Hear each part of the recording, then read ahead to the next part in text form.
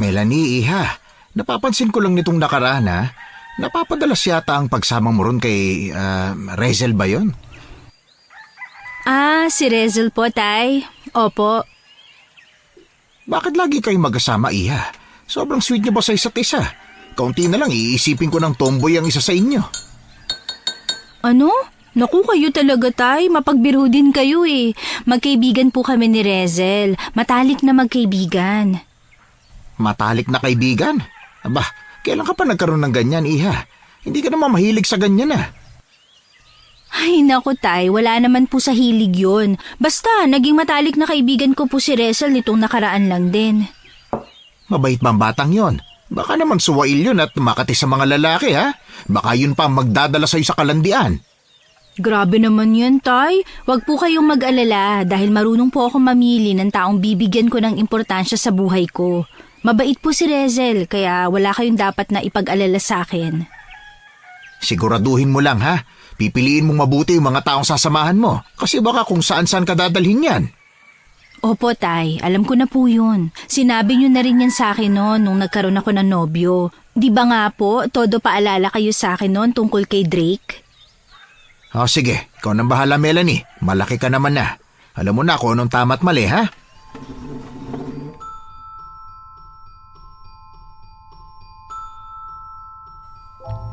Napangiti na lang ako sa walang katapusang paalala sa akin ni Itay tungkol sa mga taong pinapapasok ko sa buhay ko. Magandang araw po pala sa inyong lahat. Ako si Melanie, bunsong anak. Matagal nang pumanaw ang aking ina dahil sa sakit na cancer. Bata pa lang ako nung binawian siya ng buhay kaya lumaki akong kulang sa pagmamahal ng isang ina. Buti na lang, nandyan ang tatay kong sobrang bait. Hindi lang siya isang ama para sa akin, kundi ina na rin, kuya, ate, at kung ano-ano pa. Kayang gampanan ni Itay ang lahat para sa akin, kaya masasabi kong kompleto pa rin ang aking buhay. Isang pastor sa simbahan ng tatay ko, kaya mabait talaga siya. Namana ko kay Itay ang aking kabaitan. Ang sabi rin ng ibang tao, maganda rin daw ako gaya ng aking inay. Marami rin akong alam na gawin. Talented at skilled nga, ika pa nila. Matulungin at maawain ako sa kapwa. Kaya noong naranasan ko ang isang nakakakilabot na pangyayari sa aking buhay, hindi ko lubos maisip kung bakit nangyari yun. Naging mabait naman ako, pero may mga tao talagang nagdadala ng impyerno sa buhay ko.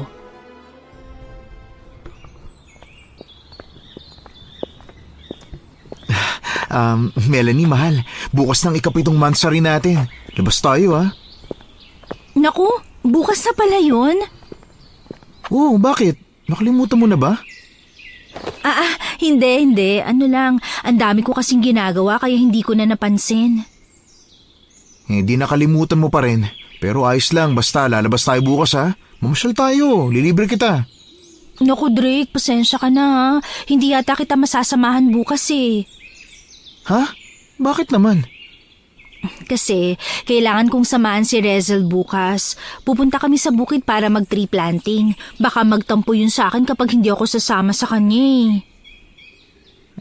Ganun ba? Paano naman ako? Mansari natin bukas, oh. Pasensya ka na talaga ha. Hayaan mo, babawi ako sa susunod na monthsary natin. May susunod pa naman eh. Pero yung tree planting, minsan lang kasi yon kaya hindi ko pwedeng biguin ng kaibigan ko. Mas importante pa ba si Rezel sa'yo kaysa sa akin, Melanie? Naku, hindi ganun, Drake. Gusto lang niyang samahan ko siya kasi wala rin siyang ibang kasama doon sa kakilala niya. Baka mapano siya roon.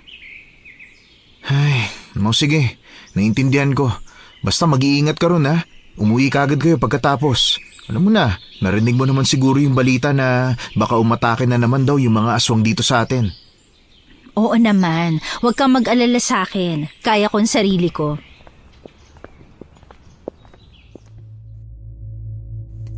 Kinaumagahan, maaga akong gumising para magpaalam kay Itay. Nagpunta agad ako sa bahay nila Rezel para hindi ako mahuli sa biyahe papuntang bukid. Ilang oras lang ang ginugol ng biyahe at nakarating din agad kami. Panay tsikahan lang kami ng kaibigan ko habang nagtatanim nga kami ng mga maliit na halaman. Kung saan saang paksa kami napupunta at panay tawanan nga kaming dalawa. Hanggang sa napunta sa aswang ang aming usapan kaya medyo hininaan na namin ang aming boses.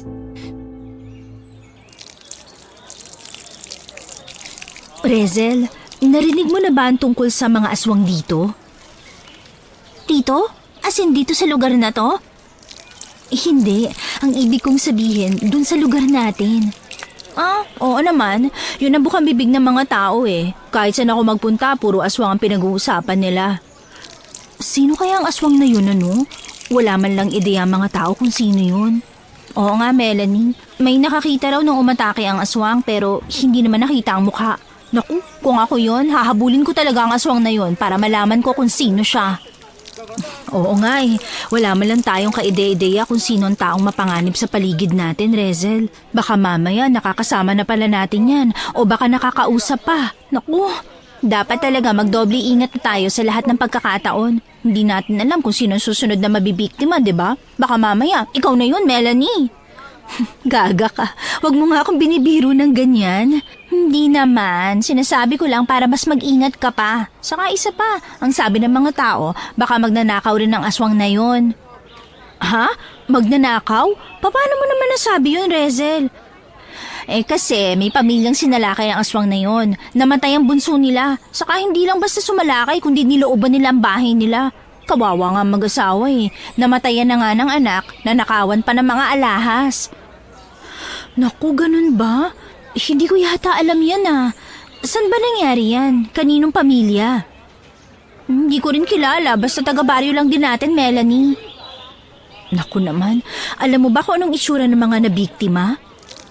Hindi ko nakita pero ang sabi nila marami tong kagat sa leeg. Kadiri daw tingnan ng leeg kasi parang nilapan ng hayop. Saka putlang-putla raw ang katawan nito. Baka naubusan ng dugo. Diyos ko, ang lala naman yan, Rezel. Masyadong masakit ang paraan ng pagkamatay ah. Sinabi mo pa.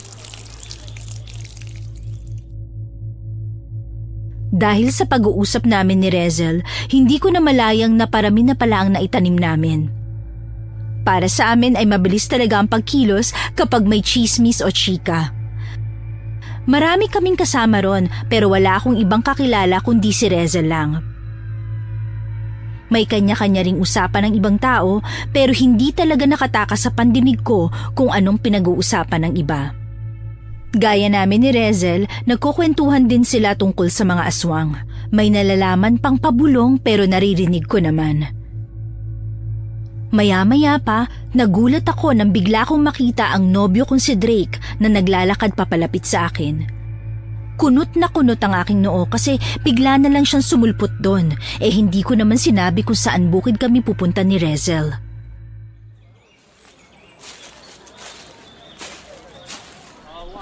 Drake?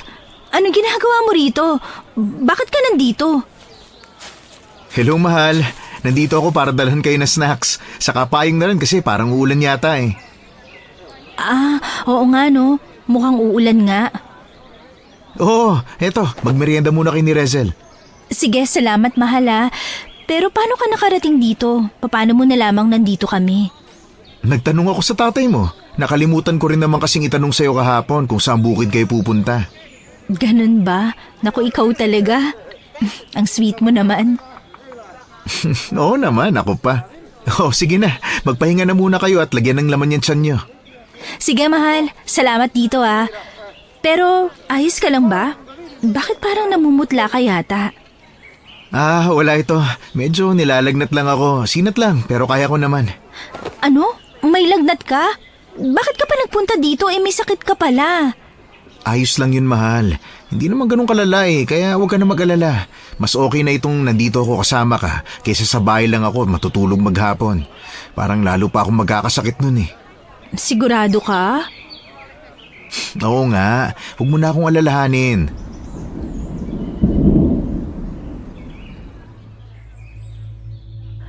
Kahit nag-aalala ko sa nobyo ko, hindi ko pa rin mapigilang ngumiti dahil sa pagiging sweet niya sa akin.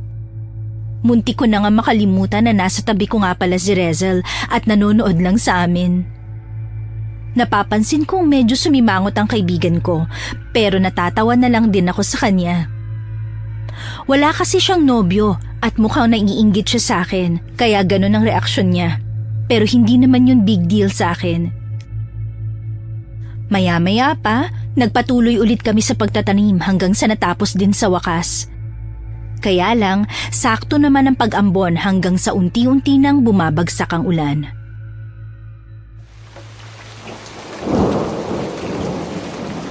Naku, Melanie, umuulan na. Oo nga eh, lagot. May payong ka ba dyan? Wala eh, nakalimutan kong magdala. Naku naman, isang payong lang ang dinala dito ni Drake eh. Ayos lang yan, tayong dalawa na lang ang magpapayong. Naku, Rezel, may lagnat ang nobyo ko eh. Hindi siya pwedeng mabasa ng ulan. Ay, ganun ba? Sige, kayo na lang ang magpayong. Mauna na ako sa inyo. Ingat kayo ha!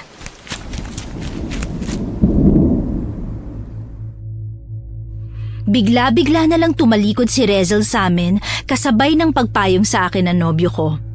Otomatikong napakunot ang aking noo sa kinilos ni Rezel. Para siyang nagmamaldita sa akin at halatang nagtatampo siya. Tatawagin ko na sana pero pinigilan ako ni Drake. Hayaan mo na siya, mahal. Kaya na niya sarili niya, malaki na yun. Mukhang nagtatampo yata si Rezel sa akin eh.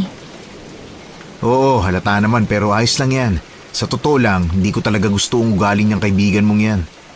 Ay nako, mabuti pa lumakad na tayo at umuwi na. Baka lalo pang lumakas tong ulan eh. Ay, mabuti pa nga. Pero maghahanap muna ako ng dahon ng saging, ha? Ha? Bakit naman? Para may payong ako, mahal. Ano? May payong naman tayo ah.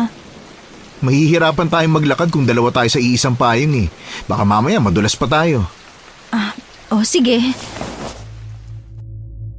Kumilos na agad kami. Hindi nagtagal, nakakuha na nga si Drake ng dahon ng saging kaya umuwi na kami. Kailangan pa naming maglakad bago makarating sa baba kung saan naroon ang kalsada.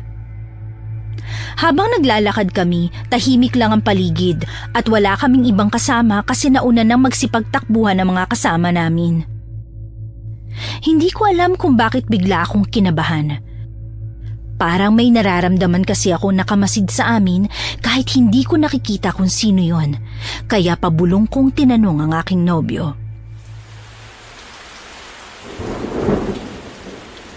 Drake, wala ka ba napapansin? Napapansin na ano, mahal? Hindi ko alam pero parang may sumusunod sa atin eh. Ha?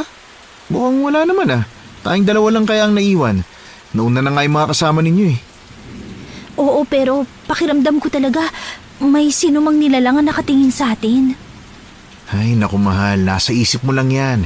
Itigil mo na muna ang pag-iisip tungkol sa mga aswang, ha? Tinatakot ka lang ng sarili mong utak eh. Hindi, wala akong iniisip. Nararamdaman ko lang. Malakas ang pakiramdam ko, Drake. Kapag may panganib sa paligid, nararamdaman ko yon kahit hindi ko nakikita. Palabiro ka talaga, mahal. Ano ka, makapangyarihang nilalang? Diwata? Drake, hindi ako nagbibiro. Oo na, sige na. Kung ano man niyang nararamdaman mo, ikalma mo na yan. Bilisan na natin ang paglalakad at nang makaabot na tayo sa kalsada. Pagdating namin sa kalsada kung saan nakapark ang motor ni Drake, unti-unti namang tumila ang ulan kaya nakapagmaneho na siya ng maayos. Pero pinapayungan ko pa rin dahil nga may lagnat ang nobyo ko. Nang lumarga na kami, doon na napanatag ang aking kalooban. Pakiramdam ko, wala nang sumusunod sa amin. Pagdating namin sa bahay, agad kaming sinalubong ng tatay ko. Nagbihis kaagad ako at pinahiram na rin ni Itay ng damit ang nobyo ko. Nung nag-uusap kami, hindi ko napigilang banggitin ang tungkol sa pagtatampo ni Rezel sa akin. Anong sabi mo, Iha? Nagtatampo ang kaibigan mo? Aba, bago yata yan ah. Hindi po, Tay. Maraming beses na siyang gumaganon pero hindi ko lang sinasabi sa inyo. Hindi nyo naman po kailangan malaman eh. Maliit na bagay lang naman yun. Aba, mukhang may saltik pa yata yung kaibigan mo, Iha. Hindi naman po. Baka nasaktan lang talaga siya. Bakit naman daw? Ano bang nangyari ha? Abay, ganun pala kababaw yan eh. Akala ko kung ano na yan. Hayaan mo na yung batang yon, Melanie. Maldita naman pala yun eh. Tay, ayan na naman po kayo eh. Ba, tama naman ako ah. Alangan namang susuyuin mo siya. Nako, mabuti pa ay magpalit ka na lang ng kaibigan, Iha. Yung may matinong pag-iisip. Hindi kaya niyang Rezel na yan na mukhang lagi may tinatago sa'yo. Po? Tinatago? Anong ibig niyo sabihin, Tay? Wala anak. Wala namang masyadong matibay na basehan para manghusga ng kapwa. Basta Iha, huwag ka lang masyadong makakampante sa kaibigan mong yan dahil masama talaga ang pakiramdam ko sa kanya. Kung ganun pareho po pala tayo ng pakiramdam, Tito. Sinabi ko rin yan kay Melanie. Ewan ko po ba, parang may mali talaga kay Rezel. Ay naku, ewan ko sa inyong dalawa. Diyan na nga kayo at may lulutuin lang ako. Oh, ano namang iluluto mo, Iha? Yung paborito pong ulam ni Rezel. Ano? Bakit naman? Huwag mo sabihin sa akin manunuyo ka sa kanya. Ganun na nga po, Tay. Hayaan nyo na nga po ako. Baka mamaya mainis pa ako sa inyo. Sige kayo. Ay, Osya. Gawin mo ko anong gusto mo. Basta pinagsasabihan ka na namin ni Drake, ha? Oo na nga po. Hayaan nyo na ako rito. Nagpaalam na rin sa amin si Drake dahil kailangan na niyang umuwi sa kanila. Si Itay naman, kunot na kunot pa rin ang noon niya habang pinapanood niya akong magluto. Kung makapanuyo raw ako ng kaibigan, para daw akong nanunuyo ng nobyong galit. Hindi ko maintindihan kung saan nanggaling ang pagkaayaw nila kay Rezel. Wala naman silang pinagbabasehan kaya minsan ay hindi ko mapigilang mainis sa sarili kong ama at nobyo. Pagkatapos kong magluto, nagpaalam na kaagad ako sa tatay ko para magpunta sa bahay nila Rezel. Hindi yun malapit mula sa amin pero hindi rin naman ganun kalayo. Kaya naman yung lakarin lang. Ano oras ka naman uuwi, anak? Hapon na, oh. Baka abutin ka pa ng gabi ron, ha? Hindi naman po, Tay. Uuwi rin ako agad pagkatapos kong maibigay ito sa kanya. O sige, Iha. Huwag ka masyado magpapagabi roon, ha? Alam mo naman ang panahon ngayon. Laging may panganib dyan sa tabi-tabi. Baka mamaya, mabalitaan ko na lang na nilapa ka na ng aswang. Grabe naman po kayo sa akin, Tay. Gusto niyo bang mamatay na ako? Hindi ganon, Melanie. Sinasabi ko lang ito sa'yo para matakot ka at mag-ingat. Para naman umuwi ka ng maaga. Oo na nga po eh. Uuwi ako na maaga bago pa dumilim ang paligid. Okay na po, ha? Aalis na ako, Tay. Oo na. Sige na. Mag-iingat ka, anak, ha? Opo, Tay. Salamat po. Tuluyan ang tumila ang ulan kaya hindi na ako nagdala ng payong. Mag-isa ako naglalakad papunta sa bahay nila Rezel. Medyo kinakabahan ako sa hindi ko malamang dahilan. Hindi naman yun ang unang beses kong manuyo pero pakiramdam ko may kakaiba na sa pagkakataong yun. Nainis lang ako kasi hindi ko malaman kung anong mali basta ang pakiramdam ko lang ay may kakaiba. Sobrang nawiwirduhan na nga ako sa sarili ko pero inisip ko na lang na impluwensya lang yun sa mga pinagsasasabi ni Itay tungkol sa kaibigan ko. Makalipas ang ilang minuto kong paglalakad ay nakarating din ako sa kanilang bahay. Ewan ko ba pero parang lalo akong kinakabahan. Pagdating ko rin sa bahay nila, nanay ni Rezel ang sumalubong sa akin. Wala raw siya ron at may lakad raw, kaya iniwan ko na lang sa nanay niya ang dala kong ulam saka ako nagpaalam. Bumalik na kaagad ako sa bahay. Habang naglalakad pa uwi, may nakasalubong akong lalaki na halos kasing edad lang ng tatay ko.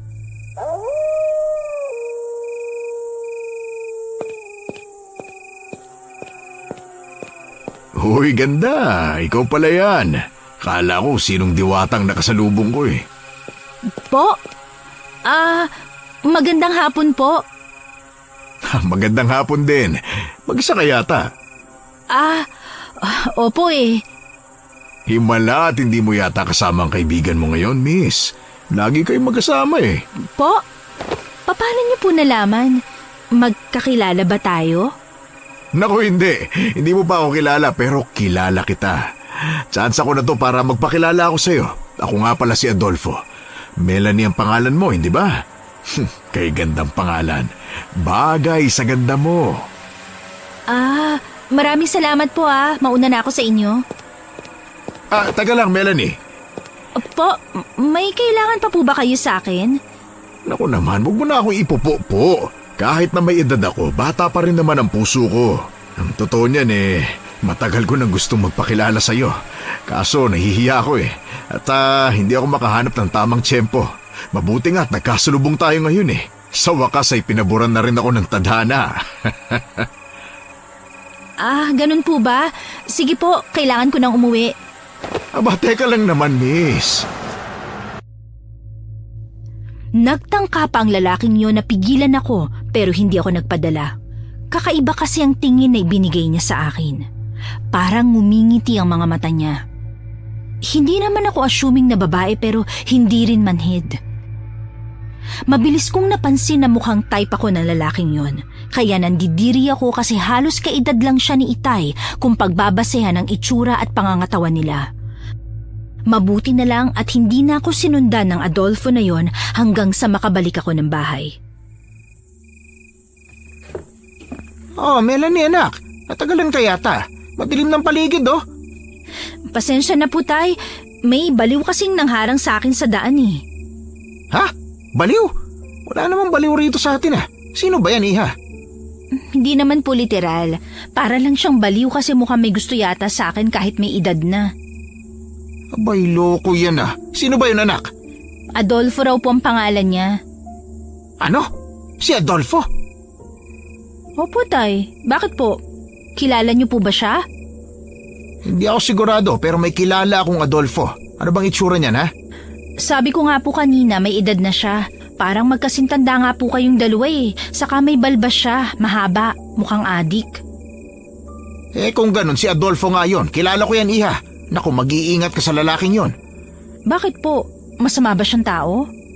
Ex-convict yun, anak.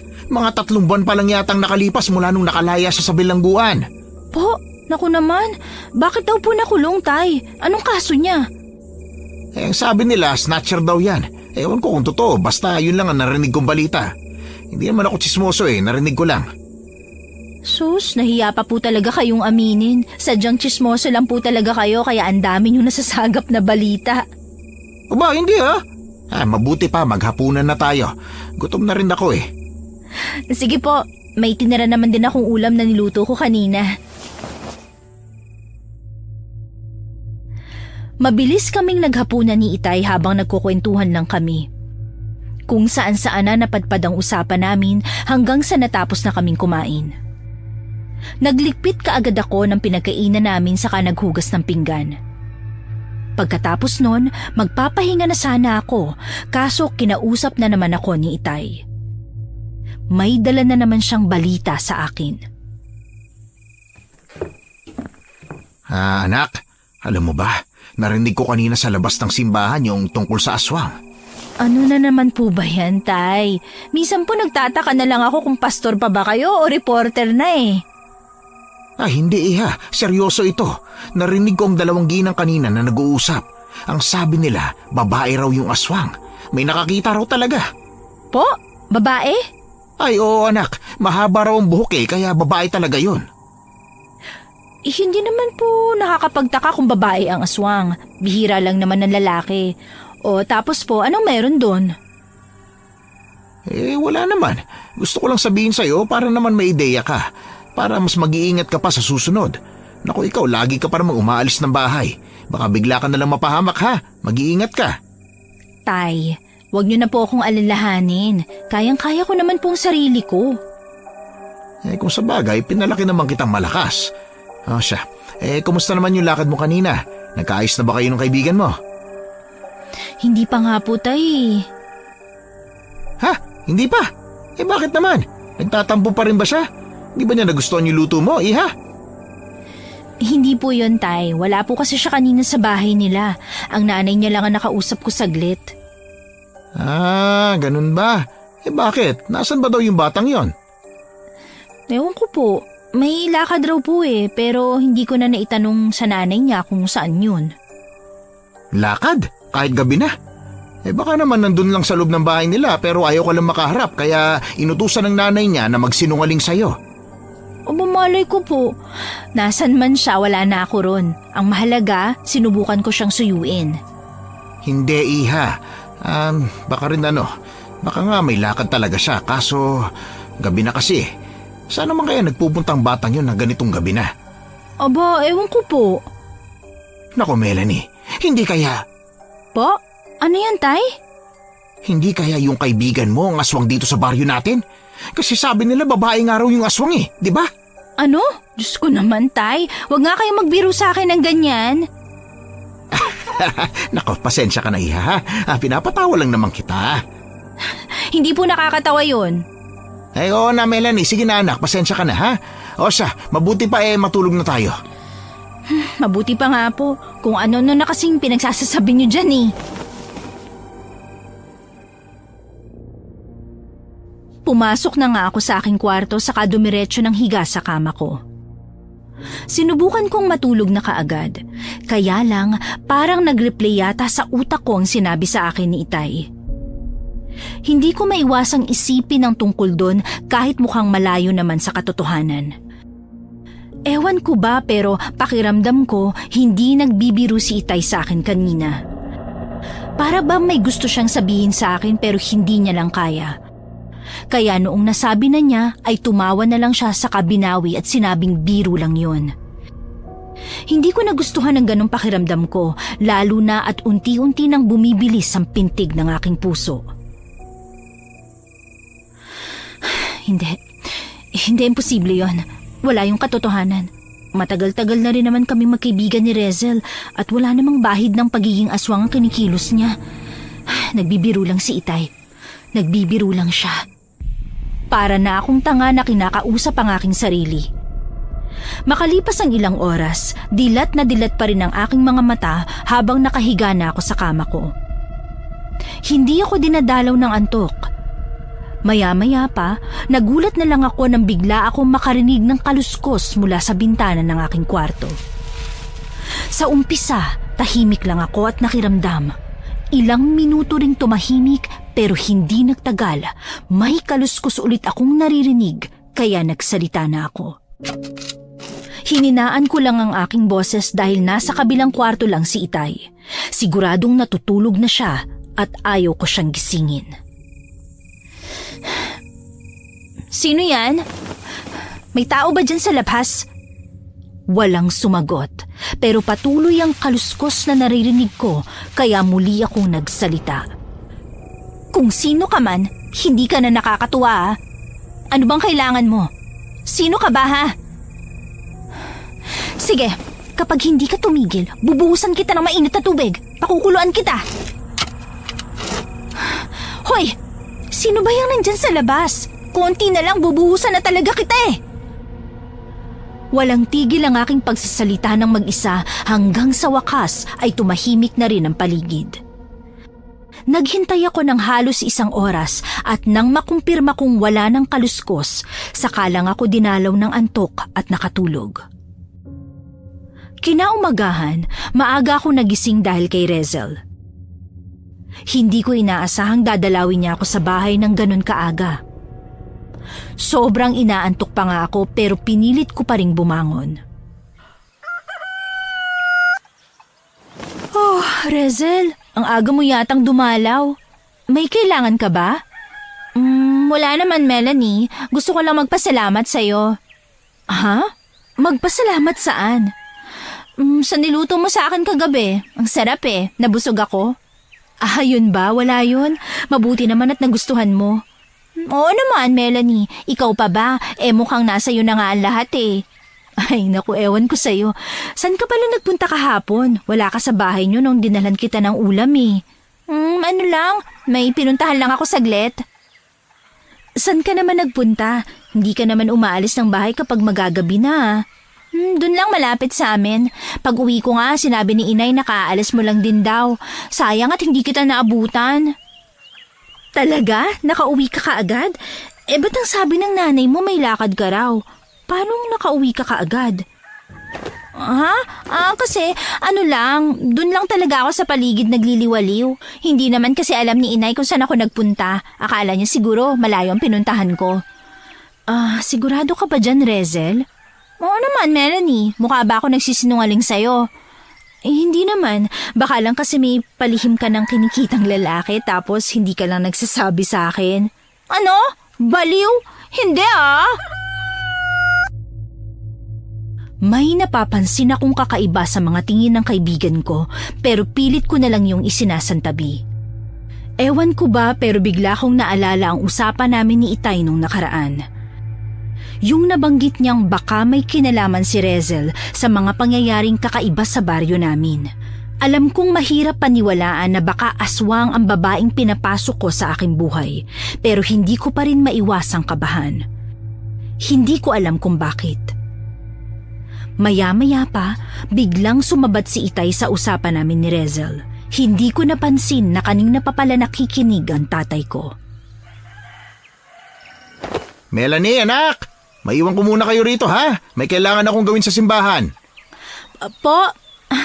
Ano naman pong gagawin niyo ron, Tay? Wala naman po tayong simba ngayon, Basta, iha. May kailangan lang akong gawin doon. Ano nga pong gagawin niyo? Ay nako, hindi mo na kailangan malaman pa, anak. Hindi naman na importante yon.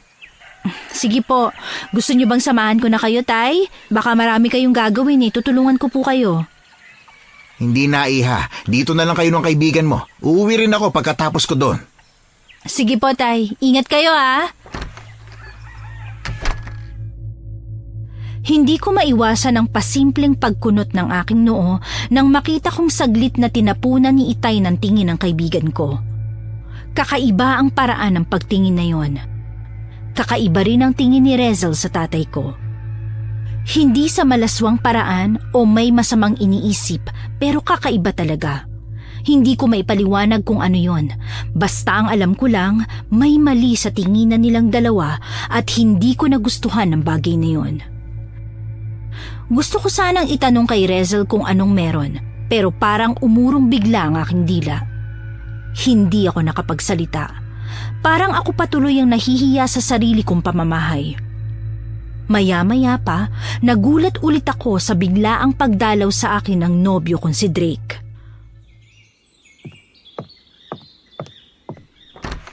Uy, mahal! Napadalaw ka. May lagnat ka pa. Hello, mahal. Magandang umaga. Namiss lang kasi kita. Saka wala na akong lagnat.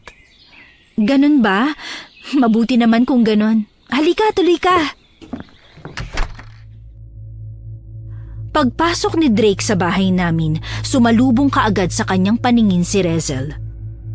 Ewan ko pero parang nag-iba kaagad ang ekspresyon ng mukha ng nobyo ko. Hindi siya mukhang dismayado dahil kasama namin ng kaibigan ko. Kundi mukha siyang gulat at takot dahil sa nakita niya. Litong-lito na ako nung mga sandaling yon. Hindi ko maintindihan kung bakit kakaiba ang tingin nila kay Rezel. Una si Itay, tapos sunod ang nobyo ko. Mahal, nagdala nga pala ako ng pangmerienda saka maraming prutas. Saan ko ito ilalagay? Sa kusina lang yung mga prutas, mahal. Yan namang pangmerienda, dito yan sa sala. Salamat nga pala, nag-abala ka pa. Naku, wala yun. Saka dito ko rin balak tumambay sa bahay ninyo buong araw Talaga? Wala ka bang ibang lakad ngayon? Wala ka bang ibang aasikasuhin? Wala, mahal. Magpapahinga lang ako dito sa inyo ngayon. Ang ingay kasi sa bahay. Dumalaw yung pamangkin kong makulit. Ganun ba? Sige. Habang kinakausap ko ang aking nobyo, pinapakiramdaman ko rin ang paraan niya ng pagtingin kay Rezel, maging ang tingin ng kaibigan ko sa kanya. Parang pag-aalala at takot ang nakikita ko sa mga mata ni Drake. Isang bagay na hindi ko maintindihan kasi bakit naman siya matatakot sa kaibigan ko. Kay Rezel naman, parang hindi na rin tama ang paraan niya ng pagtingin kay Drake. Para niyang inaakit ang nobyo ko kaya medyo naiinis ako. Maya-maya pa naisipan ni Drake na gumawa kami ng fruit salad mula dun sa dala niyang mga prutas. Nakapagdala rin pala siya ng ibang ingredients kaya hindi na kami lalabas ng bahay para bumili. Tulong-tulong kaming tatlo sa paggawa. Pero bigla kong naisipan na magkunwaring nadudumi at pupunta ng palikuran. Yun na nga ang ginawa ko. Ang sabi ko, maiwan ko na muna silang dalawa ron sa kusina at dudumi lang ako saglit. Pero ang totoo, hanggang sa may pintuan lang ako.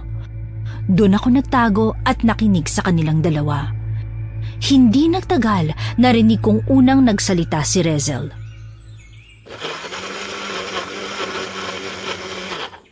Drake, ilang taon na ba kayo ni Melanie? Wala pa kaming 1 taon. Ah, ganun ba? Ilang buwan na kayo? Magwawalo pa lang. Naku, hindi pa pala matagal ang relasyon nyo. Oo, hindi pa. Kayo, ilang buwan na kayong magkaibigan ng nobya ko? Mga 3 buwan, di ba? 4 na buwan? Mga nasa ganyan nga, pero hindi na mahalaga yun sa amin. Yung sa inyo ang interesado ako. Ano? Anong ibig mo sabihin? Alam naman natin na kahit yung mga mag-asawa, naghihiwalay, di ba? Tapos, anong gusto mong ipalabas ngayon, Rezel? Wala naman. Gusto ko lang sabihin na hindi lahat magkakatuluyan habang buhay. Oo, kapag hindi tunay ang pagmamahal, ibahin mo kami ni Melanie. Talaga? Bakit? Ano ba nakita mo sa kanya? Ano sa tingin mo? Marami naman siyang katangian na kamahal-mahal, di ba? Sigurado ka ba dyan, Drake? Oo naman, siguradong sigurado. Talaga? Anong tingin mo sa akin? Ha? Ano bang ibig mo sabihin? Tinatanong ko kung anong tingin mo sa akin. Maganda ba ako para sa'yo? Ano? Sagutin mo na lang ang tanong ko, Drake. Hindi mo naman ikamamatay yan eh. Magsisinungaling ako kung sasabihin kong hindi. Kaya oo, maganda ka naman. Pero para sa akin, si Melanie na ang pinakamaganda sa lahat. Nakakatawa naman ang bagay na yan. Baka nabulag ka lang. Hindi ko na natiis ang mga sinabi ni Rezel sa nobyo ko. Kaya nagkunwari akong tapos na at bumalik na sa kusina. Magsasalita na sana ako para magkunwaring wala akong narinig pero hindi ko inaasahang magpapaalam na kaagad si Rezel. Ang sabi niya may gagawin pa raw siyang mahalaga kaya kailangan na niyang umuwi. Hindi ko naman siya pinigilan kaya nakaalis na siya kaagad. Saka ko kinausap si Drake. Ano yun, mahal? Narinig ko kasing nag-uusap kayo ni Rezel. Ano? Narinig mo? Kanina ka pa ba dyan? Oo, hindi naman talaga ako dumumi. Andyan lang ako sa tapat ng pintuan, nagtatago. Naku, kung ganon, narinig mo pala lahat? Oo. Hindi ko nga alam kung matutuwa ba ako o mag-aalala na narinig mo eh. Kasi kaibigan mo yun. Oo nga eh. Mukhang nilalandi ka yata ni Rezel. Ganun na nga ang napapansin ko, mahal. Kaya nga, naiilang ako eh. Ano bang meron dyan sa kaibigan mo? Bukod sa mapanganib ang pagkatao niya, mukhang malandi pa ha? Mapanganib ang pagkatao? Anong ibig mo sabihin? Nandito na ako, anak! Bago pa man makasagot si Drake, nagulat na ako sa biglaang pagdating ni Itay. Talagang sumulpot lang siya ng biglaan sa kusina. Ni hindi ko man lang napansing nasa labas siya ng bahay. Hindi kasi tumahol ang alaga naming aso. Naputol ang usapan namin ni Drake dahil doon. Baka kasi kung ano pang isipin niya. Kakaiba pa naman mag-isip ang mga matatanda. Si Itay na lang ang pinakinggan namin dahil gaya ng lagi niyang ginagawa, may dala na naman siyang balita para sa amin. Iho, alam niyo ba, mainit-init pa ang balitang ito. Oh, ano na naman po ba yan, Tay? Sabihin niyo na at wag na kayong magpabitin pa dyan. Oo, Iha, nabalitaan ko. May namatay na naman daw kagabi. Po? Sino daw po? Batang pamangkin ng kakilala ko. Ay, grabe. Nagulat talaga ako sa balitang yon. Eh, bakit daw po, Mang Mario? Ano daw ikinamatay ng bata? Ganun pa rin, Iho. Parehas pa rin sa paraan ng pagkamatay ng mga nauna. Siguradong aswang pa rin ang may kagagawan nun.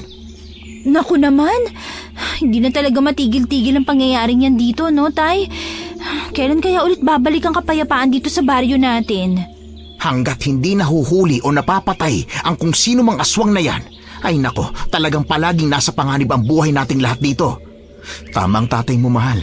Kaya dapat palagi tayong mag-iingat. Hindi natin alam kung sinong kalaban natin. Oo, kaya ikaw, Iha, wag na wag ka masyadong lumabas o gumala mag-isa, ha? Kahit kasama mo pa yung Rezel na yon. Hindi na ako nakasagot pa sa mga sinasabi ni Itay sa akin. Kinakabahan na rin ako kahit hindi ako masyadong naniniwala sa mga bagay-bagay na hindi ko nakikita. Iba lang talaga yung pinag-usapan nilang aswang kasi hindi ko pa yun nakikita. Tunay namang marami na yung nabiktima sa baryo namin. Makalipas ang ilang araw, biglang may pagbabago sa takbo ng buhay ko. Hindi ko inakalang muling magtatagpo ang landas namin nung lalaking nagpakilala sa akin dati. Yung sinasabi kong halos kasing edad lang ng tatay ko. Nagulat ako sa bilis ng pangyayari kasi nalaman niya kung saan ako nakatira. Paminsan-minsan ay dumadaan na siya sa bahay namin. May mga pagkakataon ding dinadalaw na niya ako, lalo na kapag mapansin niyang wala si Itay sa bahay. Hindi naman ako nakaramdam ng takot kasi mukhang mabait at maalaga naman ang lalaking yon. Hanggang sa isang araw, muli siyang nagpunta sa bahay namin kung kailan nasa bukid si Itay noon. Tinitingnan ng mga pananim naming gulay kung pwede na bang i-harvest. Salamat at pinatuloy mo ulit ako dito sa inyo, Melanie, ha? Wala naman po akong pagpipilian eh. Parang ang bastos naman po kung itataboy kita. Ayan ka na naman sa pagpopopo mo eh. Sinasaktan mo lang ang damdamin ko niyan. Naku, pasensya na. Halos magkasing edad lang po kasi kayo ng tatay ko. Hindi naman. Mukha lang kaming magkaedad tingnan pero mas bata pa rin ako sa kanya. Medyo natatakot nga ako pumunta rito kapag nandito yung tatay mo kasi baka habulin niya ako ng lagari. Mabait po ang tatay ko pero baka magawa niya talaga yun. Hindi naman nakakapagtaka. Grabe ka naman sa akin, Melanie. Alam mo, ang hirap-hirap kayong umakyat ng ligaw sa'yo. Ha? Ligaw? Anong ibig niyo sabihin? Nako, hindi pa ba malinaw sa'yo ang ginagawa ko? Ginagawa ang alin? Melanie, ilang beses na akong dumadalaw dito sa inyo. Akala ko nahalata mo nang nangliligaw ako sa'yo. Ano? Nanliligaw ka sa akin? Oo, bakit? Anong bakit? Ako nga ang dapat na magtanong sa inyo niyan eh. Bakit? Bakit mo ko nililigawan? At bakit hindi? Maganda ka, matalino, mabait. Gusto kita, kaya liligawan kita. Hindi man lang ho kayo nagpaalam sa akin. Pumayag ba ako na manligaw kayo? Kailangan pa bang magpaalam? Ang taong porsigido, nagkukusa na yun. Kaya nandito ako at nililigawan kita. Kasi gusto kitang maging nobya. Ano? Nagpapatawa ka ba? Alam mo bang may nobyo na ako? Oo, alam ko naman yun. Ano naman ngayon? Hindi pa naman kayo mag-asawa. Kaya may tsansa pa rin akong maging akin ka. Ay, Diyos ko. Mukhang nababaliw ka na yata eh. Ang mabuti pa ho, umalis na kayo at umuwi na sa inyo. Maraming salamat po sa pagdalaw sa akin. Sana po, ito na ang huling beses na pupunta kayo dito sa amin.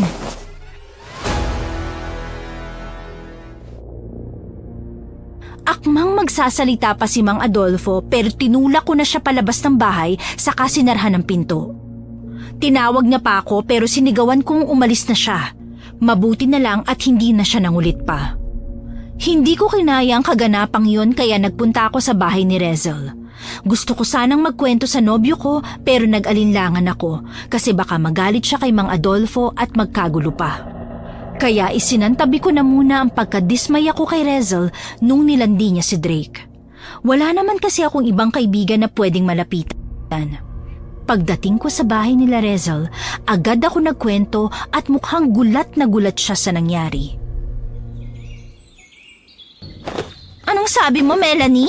Nililigawan ka ni Mang Adolfo? Oo, Rezel. Sobrang nagulat nga ako eh. Sino ba namang hindi magugulat sa balitang yan? Hindi nalalayo ang edad niya sa tatay mo ah. Yun na nga eh. Saka isa pa, may nobyo na ako. Oo, Melanie, may nobyo ka na. Alam ba ni Mang Adolfo yon?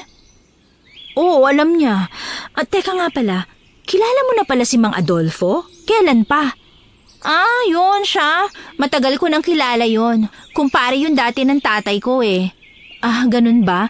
Anong gagawin ko ngayon, Rezel? Hindi pwedeng magpatuloy ang taong yun sa ginagawa niya. Baka magkagulo sila ni Drake kung malaman niya ang tungkol doon. Hayaan mo na lang. Hindi mo naman alam kung sino makakatuluyan mo eh. Hayaan mo naman ligaw siya. Ha? Ano sabi mo? Hahayaan ko lang si Mang Adolfo na ligawan ako? Oh, Melanie, bakit? Ano? Nababaliw ka na ba? At bakit ko naman siya hahayaan? Eh may nobyo na nga ako. Ay, kilala ko naman si Mang Adolfo, Melanie. Kapag may gusto siya, siya lang talaga makakapagdesisyon kung titigil siya o itutuloy niya hanggang sa makuha niya to. Wala ka na magagawa kahit umayaw ka pa. Hindi ako makapaniwala sa mga sinabi ni Rezel sa akin. Doon ko talaga harap-harapang napatunayan na hindi siya isang tunay na kaibigan. Saka hindi na dapat ako magtaka kasi mukhang gusto ni Rezel na maghiwalay kami ni Drake. Pero kahit anong mangyari, hindi ko hahayaang magtagumpay ang babaeng yun. Umuwi na lang ako sa amin nang hindi nagpaalam kay Rezel. Bahala na kung anong isipin niya sa akin. Kinaumagahan, inaya ako ni Itay na magpunta sa bukid namin para mag-harvest daw ng mga gulay. May konti kaming pananim nun. Handa nang i-harvest kaya tumulong na kaagad ako. Hapon na nang makauwi kami at doon lang kami naghapunan sa kubo namin. Inilakad ko kaagad sa palengke ang ilang mga gulay namin para mabenta ko na. Mabilis lumipas ang oras. Naubos din ang lahat ng paninda kong gulay kaya naglakad na ako pauwi. Doon, muli na naman akong inabangan ni Mang Adolfo. Ayoko sana siyang kausapin pero hinarangan niya ang dinadaanan ko. Pwede po bang tumabi kayo sa dinadaanan ko, Mang Adolfo? Kailangan ko na makauwi sa bahay eh. Hinihintay na po ako ng Itay ko. Sandali lang naman, Melanie. Huwag ka naman masyadong magmatigas dyan. Alam kong may gusto ka rin sa akin kaya huwag mo nang itago pa yan. Ano? Ano sinasabi niyo dyan, Mang Adolfo? Wala po akong gusto sa inyo at may nobyo na po ako. Kaya sana po tigilan niyo na ako. Hindi pwede, Melanie. Hindi ako titigil hanggat hindi kita nakukuha. Alam kong nagpapakipot ka lang dyan. Alam ko na mga ganyang galawan yung mga babae. Hindi po ako nagpapakipot sa inyo.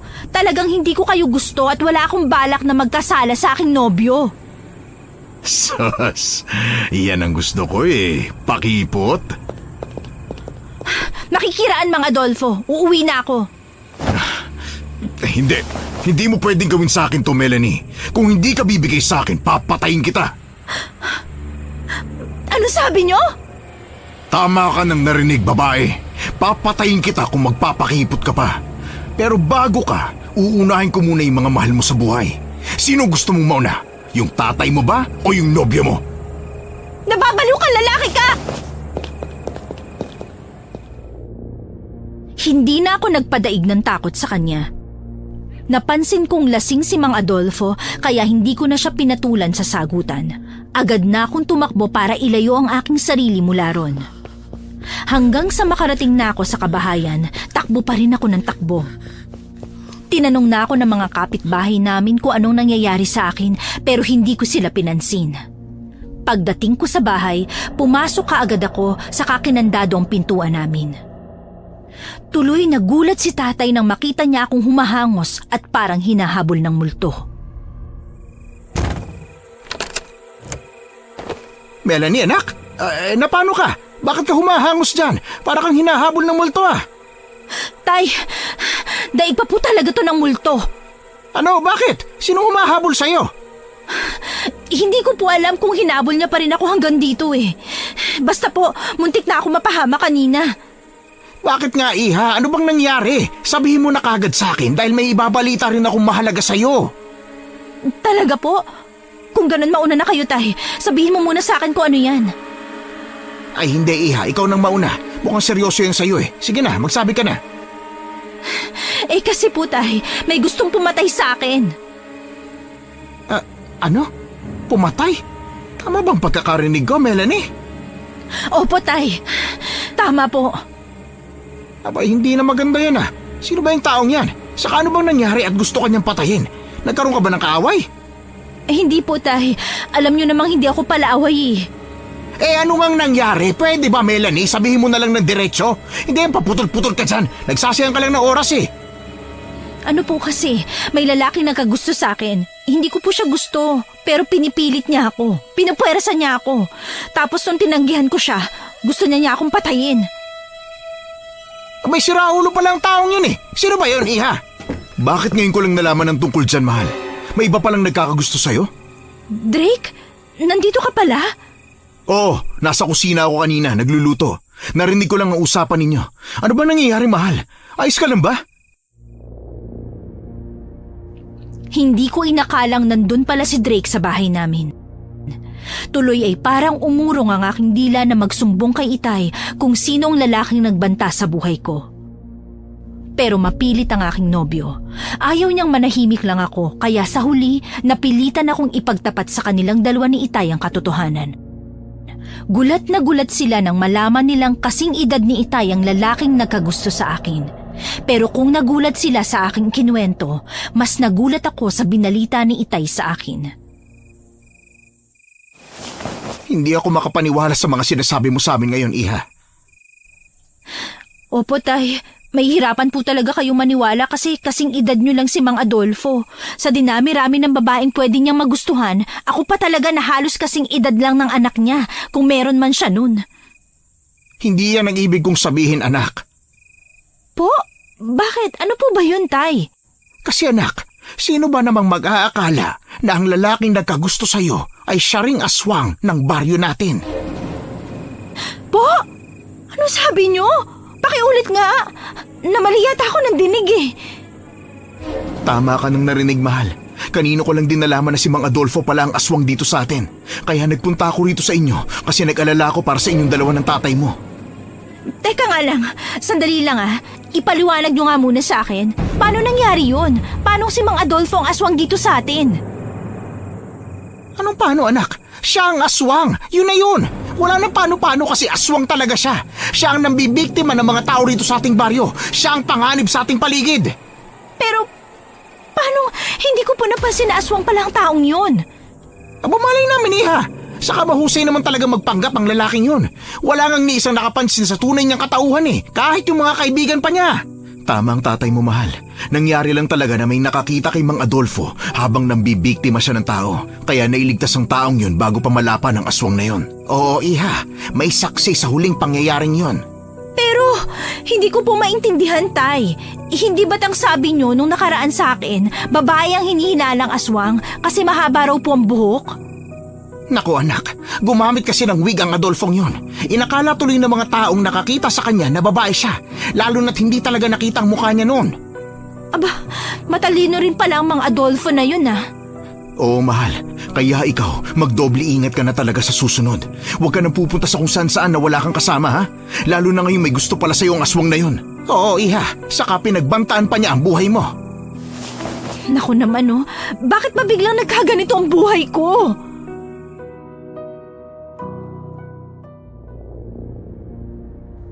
Kabado na nga ako noong mga sandaling yon. Sumakit pa ang ulo ko. Masyado kasi ako nagulat na aswang pala si Mang Adolfo. Ilang beses pa naman kaming magkasama nun sa bahay namin kasi lagi nga siyang dumadalaw tuwing wala ang tatay ko. Mabuti na lang talaga at hindi niya pa ako naisipang biktimahin nun. Siguro nga ay totoong may gusto siya sa akin pero hindi naman ganun kalalim kasi nakuha niya pa ring pagbantaan ang buhay ko. Kinagabihan, umuwi na si Drake sa kanila. Kinaumagahan naman ay maagang nagpunta ng simbahan si Itay para sa ministry niya. Naubusan kami ng tubig na maiinom kaya nag-igib muna ako. Hindi yun malayo mula sa aming bahay pero hindi rin ganun kalapit. Saka may iilang bahay pa rin na nakapaligid kung saan kami nag-iigib. Sakto namang nagpang-abot kami ni Rezel doon. Hindi agad ako naging komportable sa presensya niya. Ayaw ko siyang kausapin kaya tahimik lang ako habang nag-iigib ng tubig.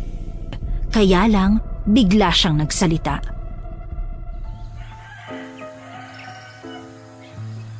Melanie, hindi ka ba naaawa kay Mang Adolfo?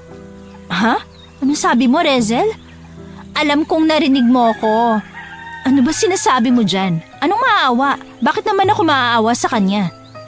Dahil totoo may gusto siya sa'yo, kahit napakalaki ng agwat ng edad nyo. Akala ko ba maawain ka? Oo, Rezel, maawain ako, pero hindi sa lahat ng bagay.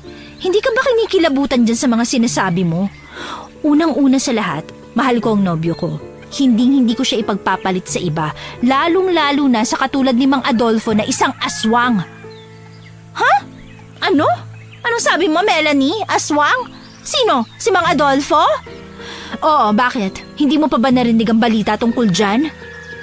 Ay naman, Melanie. Nagpapapaniwala ka talaga sa chismis, no? Naniniwala kang aswang si Mang Adolfo? Walang masama kung maniniwala ako, lalo na't nag-iingat lang din naman ako. Ay, ang babaw mo pala kung ganon, Melanie. Naniniwala ka sa mga bagay-bagay na hindi mo naman nasasaksihan. Hindi ako makapaniwalang bobo ka pala. Alam ba ng nobyo mo ang tungkol sa katangahan mong yan, ha? Rezel, pwede ba tumahimik ka? Huwag mo akong simulan dito. Hindi, Melanie. Nagtataka lang ako kung bakit ikaw ang pinili ni Drake. Hindi ka naman perpektong babae. At ikaw, Rezel, sa tingin mo ba perpekto ka?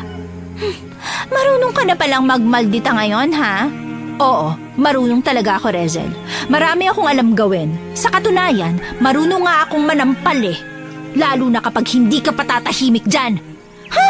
Ewan ko sa'yong bruha ka. Dyan ka na nga. At nilayasan na nga ako ng babaeng yun kahit hindi pa siya tapos sa pag-iigib ng tubig. Patapos na rin ako noon kaya umuwi na ako agad. Pagbalik ko, tahimik pa rin ang bahay at wala pa rin si Itay kaya nagluto na ako ng ulam para sa pananghalian namin. Habang kumikilos ako sa bahay, hindi ko pa rin maiwasang mainis kay Rezel. Halata kasing may gusto siya kay Drake kaya ganun na lang niya kagustong pansinin ko si Mang Adolfo. Malakas ang hinala ko na aagawin ng kaibigan ko ang aking nobyo. Pero hindi ako papayag na mangyari ang bagay na yon. Magkakamatayan muna kaming dalawa. Ayos lang din sa akin kahit masira pa ang pagkakaibigan namin. Basta wag lang siyang magtagumpay na ilayo sa akin ang lalaking mahal ko. Pag-uwi ni Itay, napansin niyang tahimik lang ako habang kumakain kami. Madalas naman ay madaldal ako kahit punong-puno pa ng pagkain ng aking bibig. Akala ko ay palalampasin lang yun ni Itay, pero hindi. Talagang tinanong niya ako. Melanie, anak, anong klaseng mukha na naman ba yan? Po? Ano po mukha? Yan, yung mukha mo. Bakit ka nakabusangot? Kanina pa kita napapansin ganyan na. Bakit? Ano ba naman yan? Huwag mo sabihin sa akin dinalo ka na naman dito nung aswang na Adolfong yon. Abay, talagang matataga ako ng ulo nun kahit pastor pa ako ng simbahan natin. Hindi naman po ganun kaseryoso. Hindi. Bakit? Ano ba yan? Hindi po, Tay. Hindi po yun. Si Rezel po kasi, nag-usap kami kanina dun sa igiban ng tubig. Nagpang-abot kami. Bakit naman, Melanie? Ano bang problema ninyo? Kumusta na pala yung batang yon? Nag-away na nga po kami, Tay. Ha? Nag-away kayo? Bakit naman? Kasi po, parang binabastos niya na kasi ang relasyon namin ni Drake eh. Ano? Bakit naman daw? Ano bang ginawa ng batang yon? Gusto niya po kasing bigyan ko ng pagkakataon si Mang Adolfo na papasukin sa buhay ko, Tay. Ano ka mo? Aba, nababaliw na yung kaibigan mo ah. Anong papasukin sa buhay mo? Nasisiraan na yata yan ang baita. Yun na nga po eh. Alam naman niyang mahal ko ang nobyo ko tapos ngayon bigla niyang sasabihin sa akin na bigyan ko ng chance si Mang Adolfo. Ang tanda na nga po nun eh. Bakit naman niya nasabi sa iyo, Iha? Hindi ko po alam. Sabi niya sa akin hindi ba daw ako naaawa kay Mang Adolfo. Mukhang seryoso nga raw po sa akin ng taong yun. Anong seryoso? Pinagbantaan na nga ng aswang na yun ang buhay mo, Iha. Kaya nga po sakan sabi ni Rezel, hindi raw po siya naniniwalang aswang si Mang Adolfo. Abay, opinyon niya rin yan. Hayaan mo siya kung ayaw niya maniwala. Baka kapag siya na mismong makasaksi, doon pa maniniwala ang batang yon. Siguro nga po. Sana masaksihan niya para maniwala siya. Saka isa pa anak, bakit ka ba niya pinagtutulakan kay Adolfo? Hindi kaya may lihim na pagtingin niyang kaibigan mo sa nobyo mo, anak? Yun din nga pong hinala ko, Tay. Malakas ang kutob ko sa bagay na yan. Oo, Iha. Mukha kasing gumagawa siya ng paraan para masira kayo ng nobyo mo. Nako, wag mong hayaang magtagumpay ang babaeng yon, anak. Talagang hindi, Tay. Ano siya, sinuswerte? Ganyan nga, anak. Dapat ipaglaban mo ang nararapat. Saka isa pa, baka may kinalaman ng kaibigan mong yan sa mga aswang. Ay nako, baka nagpapanggap lang siya na hindi naniniwalang aswang si Adolfo, pero ang totoo pala, isa rin siyang aswang. Ano sa tingin mo, anak? Ewan ko po sa kanya. Iyokong isipin pa ang tungkol doon, pero sa bagay, mukhang hindi naman po imposible ang iniisip niyo. Kasi na hindi man lang po nagulat si Rezel nung sinabi kong si Mang Adolfo ang aswang na nambibiktima sa mga tao dito sa baryo natin. Parang natatawa lang po siya sa akin kasi naniniwala daw po ako sa mga chismis. Ay, wag mo nang pansinin ang batang yun, iha. Kung ayaw niyang mag-ingat, hayaan mo siya. Basta ikaw, anak, mag-iingat ka palagi, ha? Opo, Tay. Habang abala nga kami ni Itay sa pag-uusap, hindi ko inaasahang biglang dumating si Rezel sa bahay namin. Gulat na gulat ako pati si Itay sa biglaan niyang pagdating. Ni hindi ko siya napansing paparating na pala sa bahay namin. Bigla-bigla na lang sumulpot doon sa aming bakuran. Oh, Rezel, anong ginagawa mo rito? Melanie, pwede ba tayong mag-usap?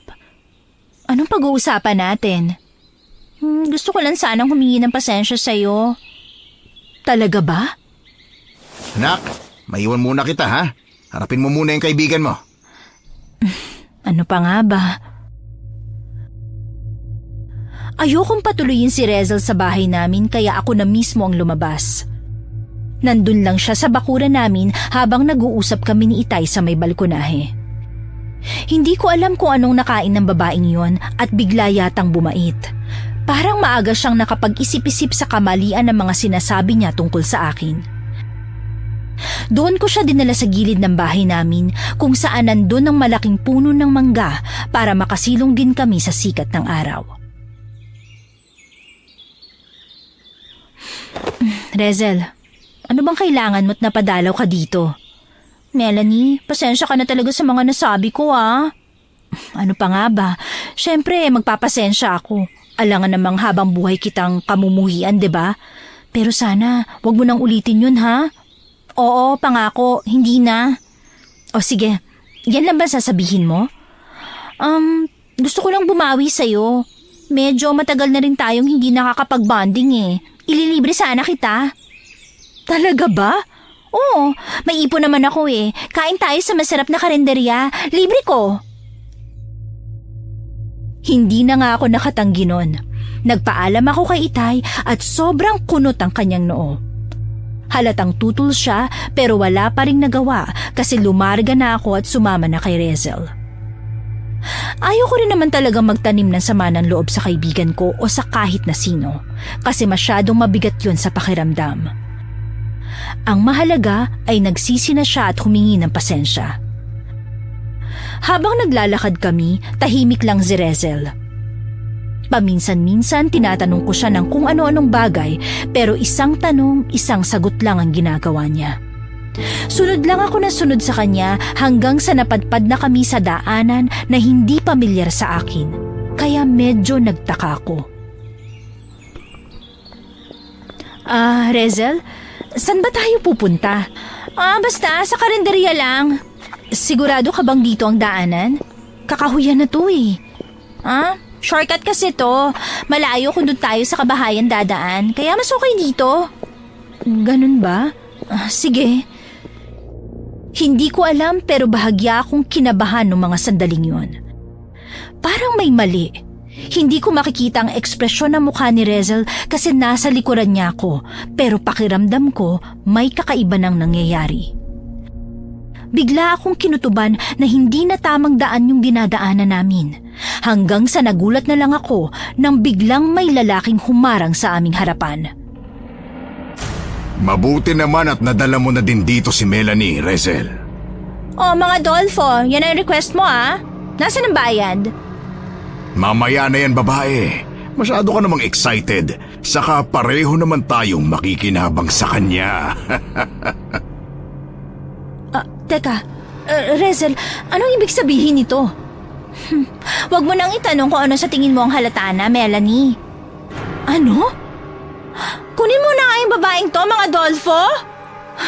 Walang iya ka! Traidor ka, Rezel! Traidor! Tatakbo na sana ako palayo nun, pero mabilis silang kumilos para pigilan ako.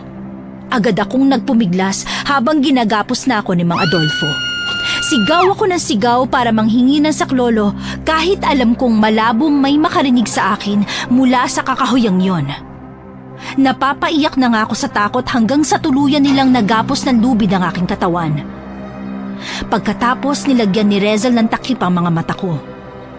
Hindi ko naman yung matanggal kasi nakagapos ang mga kamay ko.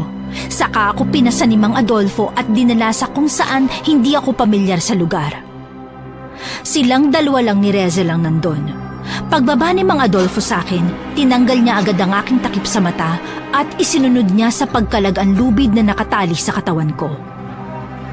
Parang panatag silang huwag na akong itali kasi siguradong mahihirapan din naman ako makalayo sa lugar na yon. Nilibot ko ang aking paningin sa paligid at nakita kong may maliit na kubo ron pero pinaglumaan na. Kaya lalo akong kinabahan sa naiisip kong mangyayari sa akin. Walang yakang babae ka! Napaka-traidor mo! Sabihin mo na ako anong gusto mong sabihin, Melanie. Wala akong pakialam. Pagod na ako makita ka sa perpektong buhay mo. Ano ba sinasabi mo dyan? Ay, hindi mo nga naman pala alam, ano? Hindi alam ang alin, ha? Kung sa bagay, hindi ka naman kasi marunong mag-obserba sa paligid mo, Melanie. Alam mo bang halos ikamatay ko na ang pagkaingit ko sa'yo? Ikaw na maganda, matalino, mahinhin, mabait. Ikaw na babaeng mahal na lahat ng tao sa paligid mo. Tapos ako, paano naman ako, Melanie, ha? Ano yung sinasabi mo dyan, Rezel, ha? Nasa iyo na ang lahat ng bagay na gusto ko maranasan ko. At tapos, kasalanan ko ba yon, Rezel? Kasalanan ko ba? Oo, kasalanan mo. Dapat lang na kasalanan mo kasi pabida ka. Bida-bida! Hindi ko inasahang sasapakin niya ako ng mga sandaling yon. Masyado ako nagulat sa pagiging marahas ni Rezel. Kung usapan lang, ayos lang sana. Pero bigla siyang nanakit kaya hindi na rin ako nagpatalo at nilabanan ko na siya. Ano ba, Rezel? Akala ko ba may malalim na pinaguhugutan niyang ines o galit mo sa akin? Pero naiinggit ka lang pala. Inggitera ka!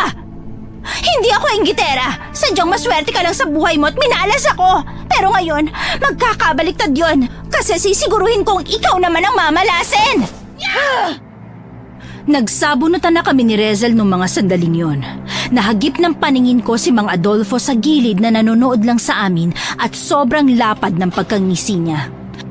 Natutuwa siyang nakikita kaming nag-aaway. Sinubukan ko lang na atakihin si Rezel sa kahit na anong paraan pero aminado akong hindi ako mahusay makipaglaban. Kaya napuruhan niya ako. Hindi pa rin ako nagpatalo. Kahit medyo nahihilo na ako sa bawat sapak, suntok, sabunot, sakal, sipa, tadyak at kung ano-ano pang atake ni Rezel sa akin, lumaban pa rin ako. Ayokong mamatay sa lugar na yon. Sa kabutihang palad, nakabawi ako ng lakas kaya buong puwersa kong hinila ang buhok ni Rezel saka pinukpok ang kanyang noo sa puno ng kahoy na nandun sa gilid namin. 2 beses ko siyang pinukpok doon kaya agad siyang nanghina hanggang sa nahimatay siya at bumagsak sa lupa. Kabado ako na masaya. Kahit papano ay nag-aalala pa rin ako, hindi para kay Rezel kundi para sa sarili ko kasi ayoko makadisgrasya ng tao.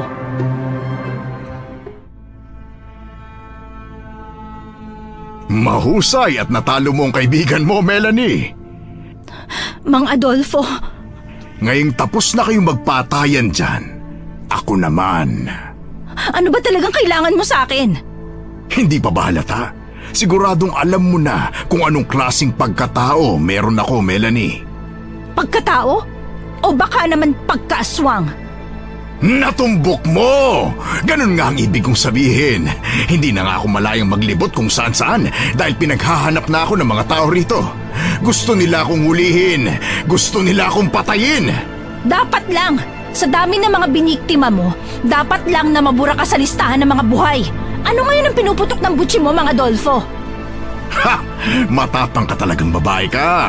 Tingnan natin kung hanggang saan ang tapang mo ngayon. Bago pa man ako mapatay ng mga taong naghahanap sa akin, sisiguraduhin ko munang matitikman muna kita.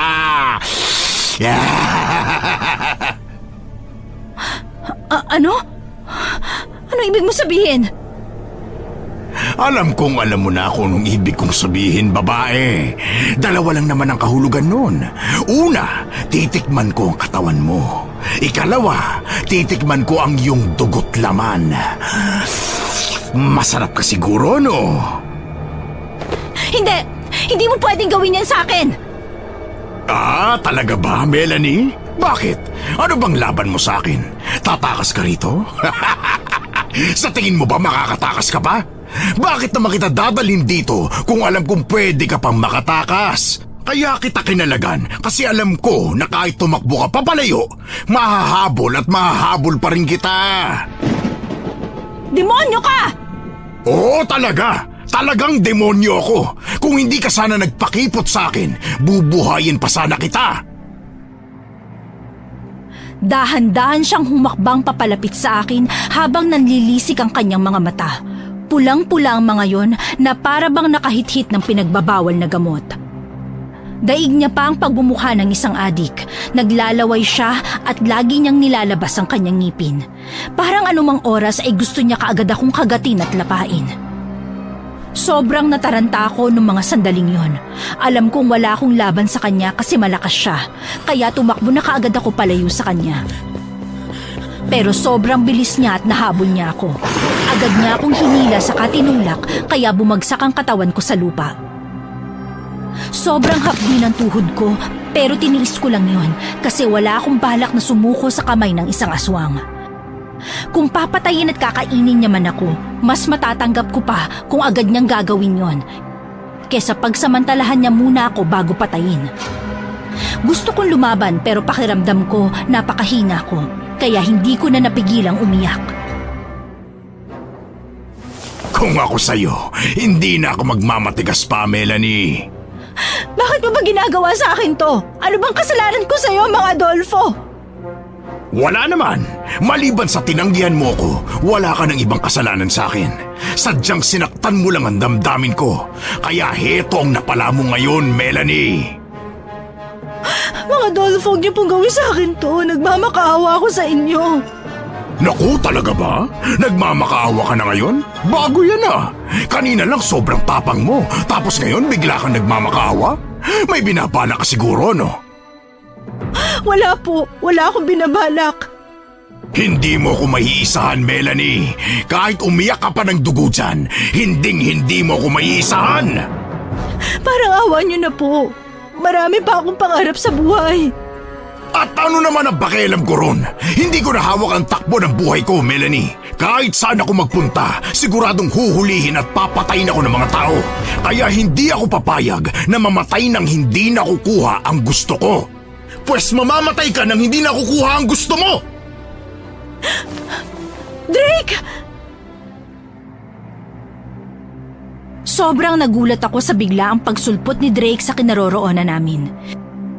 Kasunod niya ang tatay ko may bitbit na mahabang itak, parang sasabak sa laban.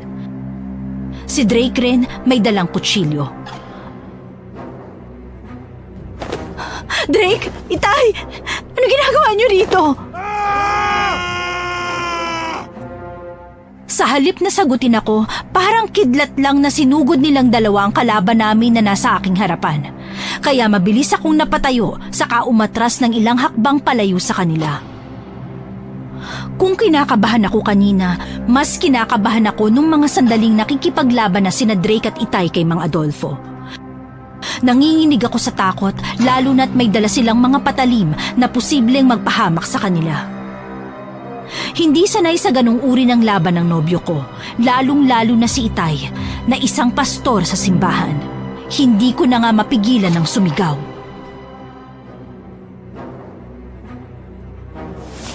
Drake! Itay! Mag-iingat kayo! Melanie, mabuti pa umalis ka na rito. Oo anak, may mga kasama kaming naglilibot sa gubat na to para hanapin ka. Sigurado makikita mo rin sila pag alis mo rito. Ano? Hindi pwede yun, Tay! Hindi ko kayo iiwan dito! Melanie, sige na, umalis ka na! Hindi nga pwede, Drake! Bakit hindi? Kasi hindi ko naman alam ang daan paalis dito. Baka maligaw ako. Eh di lalo kayo mahihirapan sa paghahanap sa akin.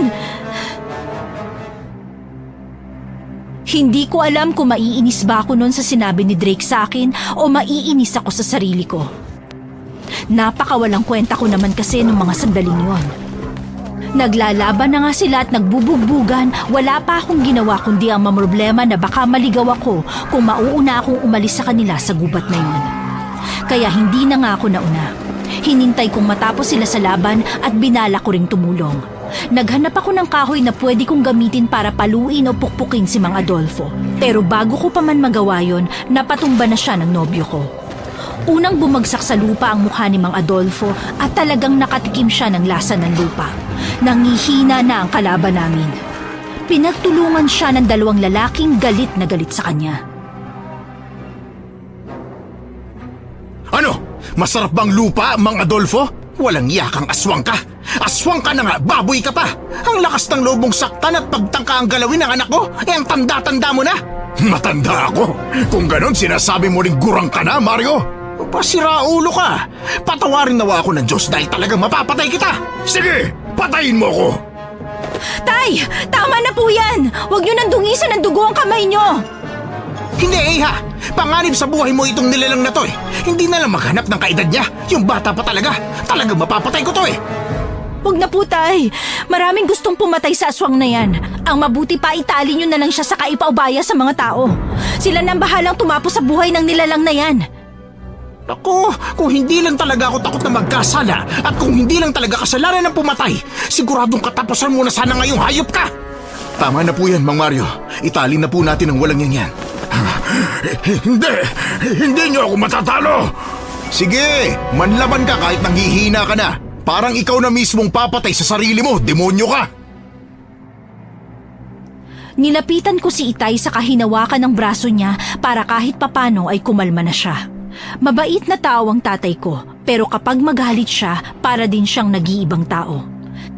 Si Itay talaga ang maihahalimbawa ko sa taong mabait na halimaw magalit. Maya-maya pa, naitali na nga nila ang kamay at tuhod ni Mang Adolfo. Siniguro nilang mahigpit ang pagkakatali ron, pero sapat lang na makapaglakad ang aswang na yon. Itatali sana nila sa puno, pero nagbagong isip nila. Nagyaya si Drake na umalis na kami ron para dalhin si Mang Adolfo sa kabahayan at ipaubaya sa kamay ng mga taong may galit sa kanya. Hawak nila Drake at Itay ang magkabilang braso ng kalaban naming aswang. Pero bago kami makaalis doon, bigla kong naalala si Rezel. Muntik ko nang makalimutan na nandun nga pala siya sa tabi, nakahandusay sa lupa at walang malay. Oh, ano bang hinihintay mo dyan, Iha? Tara na, umalis na tayo rito. Tay, paano po si Rezel? Hayaan mo ng babaeng yan dyan, Melanie. Magigising din yan at mamaya uuwi na sa kanila. Pero baka mapano siya rito. Ay nako, Iha. Wala namang baboy ramo dito para lumapas sa kanya. Hayaan mo na yan. Hindi naman niya ikamamatay kung makatulog siya ng ilang oras dyan. Tama ang kaibigan mo, Melanie. Tinraidor ka ng peking kaibigan mo na yan. Kaya tayo na at iwan na natin siya rito. Hindi pwede. Dali na lang natin siya sa bahay para matanong din kung bakit niya ako pinagkanulo. Mahal naman, alam ko na yun. Saka may hirapan din kaming buhating ang si Rezel. Oo nga, Iha. Kita mo naman buhay na buhay pa tong Adolfo na to. Oh. Kanina pa nagpupumiglas. Pag ito makatakas dahil sa Rezel na yan, abay ewan ko na lang talaga. Sa kabila ng mga sinabi ng aking nobyo at Itay, hindi pa rin ako nagpadaig sa kanila. Oo, aminado akong galit ako kay Rezel dahil sa ginawa niyang kataksilan sa akin. Pero tinuring ko pa rin siyang isang matalik na kaibigan, kaya kahit papano may konti pa rin akong pag-aalala para sa kalagayan niya. Kaya sa huli, napilit ko pa rin ang tatay ko na dalhin namin si Rezel. Sina Itay at Drake ang humahawak kay Mang Adolfo, samantalang kami namang dalawa ni Drake ang nagtulungan sa pagbuhat kay Rezel. Magkabilang kamay ang gamit ng nobyo ko.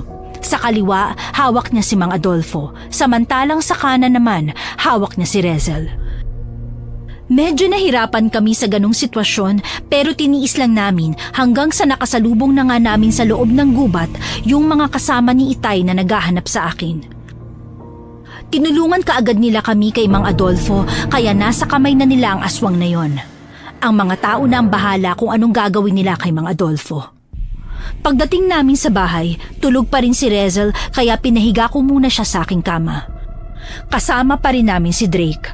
Mukhang wala siyang balak umuwi sa kanila hanggang nasa bahay namin si Rezel kasi nag-aalala siya na baka kung ano pang gawin ni Rezel sa akin paggising niya. Nakalimutan yata ng nobyo ko na kasama ko si Itay na magtatanggol sa akin. Bakit mo pa kasi dinala rito ang babae nga, Iha? Sa totoo lang po, Tay, hindi ko rin alam. Pero pakiramdam ko po, gusto kong maliwanagan kung bakit nagawa niya akong ipagkanulo ng ganon. Naging mabuti naman ako sa kanya kaya hindi ko maintindihan kung bakit ginusto niyang ipahamak ako. Sigurado ka bang wala kang ideya tungkol dyan, mahal? Ang sabi niya, naiingit lang siya sa akin. Iyon lang ang alam ko. Kung ganon, sapat ng rason yun para putulin mo ng pagkakaibigan yung dalawa. Parang doon na nga ito mapupunta, mahal. Habang nag-uusap kami, unti-unting gumagalaw si Rezel hanggang sa tuluyan na nga siyang magising. Sobrang nagulat pa siya nang makita niya kaming tatlo, kaya otomatiko siyang napabalikwas ng bangon.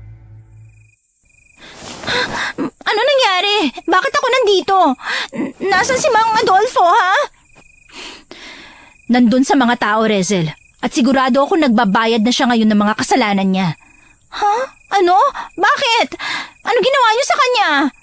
Tinatanong pa ba yan? Malamang binigay namin sa taong yun ang nararapat para sa kanya. Ang isang kagaya niyang aswang, hindi dapat mabuhay sa mundong to. Maliban na lang kung mabuti siyang aswang, pero hindi naman Kaya magbabayad ang Mang Adolfo na yon. Kung ganon, bakit mo ako dinala dito sa inyo? Anong kailangan mo sa akin? Ikaw ang may kailangan sa akin, Rezel. Kapatawaran. Pagkasabi ko pa lang nun, dahan-dahan ang bumaba ang kanyang paningin hanggang sa yumuko na siya. Nasa likuran ko pa rin sina Itay at Drake kaya kung may masamang binabalak ulit ang babaeng yun laban sa akin, hinding-hindi na siya magtatagumpay. Akala ko ay magmamaldita pa siya pero nagulat na lang ako nang makita ko ang pagtulo ng luha niya.